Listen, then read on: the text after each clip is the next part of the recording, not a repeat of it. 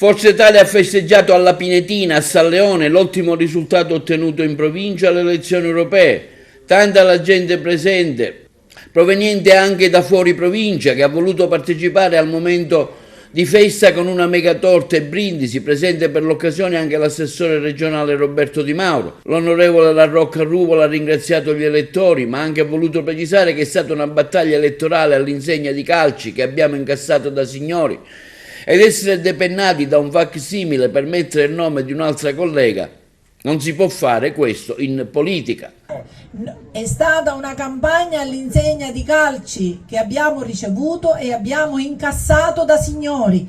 Questo è accaduto durante la campagna elettorale ed è bene che il popolo agrigentino lo ricordi, perché non è possibile vedersi depennare da un facsimile per essere sostituita da un'altra collega altrettanto prestigiosa. Questa credo che sia non la mia festa, ma la festa di tutti gli amici, i sostenitori, gli uomini, le donne, i ragazzi che hanno contribuito a rendere bellissima questa campagna elettorale, esaltante, e nello stesso tempo hanno fatto sì che il partito Forza Italia fosse il primo partito in provincia. Questo è un risultato che va dato a chi ha raccolto, ha lavorato da un lato, e a coloro i quali con noi si sono spesi non solo per questa campagna elettorale, ma per lavorare per Agrigento e per questa provincia. Ti aspetto il riconoscimento a livello regionale, no? Io sono sicura che il Presidente farà anche queste valutazioni, però lascio al Presidente la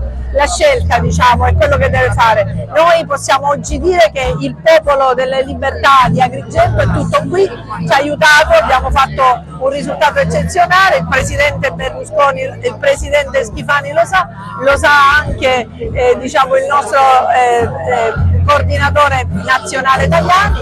Abbiamo fatto il nostro dovere e il risultato è stato esaltante. Te l'aspettavi? Per l'entusiasmo che raccoglievamo durante la campagna elettorale io pensavo di sì, perché ho visto proprio le donne soprattutto avvicinarsi alla politica, tanti giovani, chi da sempre ha militato nel partito con grande entusiasmo lo ha fatto anche questa volta, e quindi però essere i primi forse no, però è stato bellissimo. E considerate anche che eravamo da soli, io e l'onorevole Gallo, assieme all'onorevole Fontana che ci ha dato una mano. Devo ringraziare anche l'onorevole Di Mauro, perché ha fatto in modo che anche diciamo, il suo gruppo potesse esprimere una terza preferenza col mio nome, e poi però come partito eravamo diciamo, da soli, e questo è stato bellissimo. In tanti si sono chiesti ora se alla nostra provincia, considerato l'ottimo risultato ottenuto, potrà essere assegnata la guida di un assessorato regionale, ma su questo ci sarà ancora tempo. Bisogna vedere cosa decideranno i neoeletti a Bruxelles, Tamaio e Falcone, per dare posto eventualmente alla Chinnici, terza classificata, o se la stessa sarà designata assessore per una casella che sarà lasciata libera proprio dai neoeletti. Io ringrazio tutti gli elettori, a tutti i nostri consiglieri, sindaci, persone che sono vicine a Forza Italia, tesserati, per averci dato questa soddisfazione e questo successo.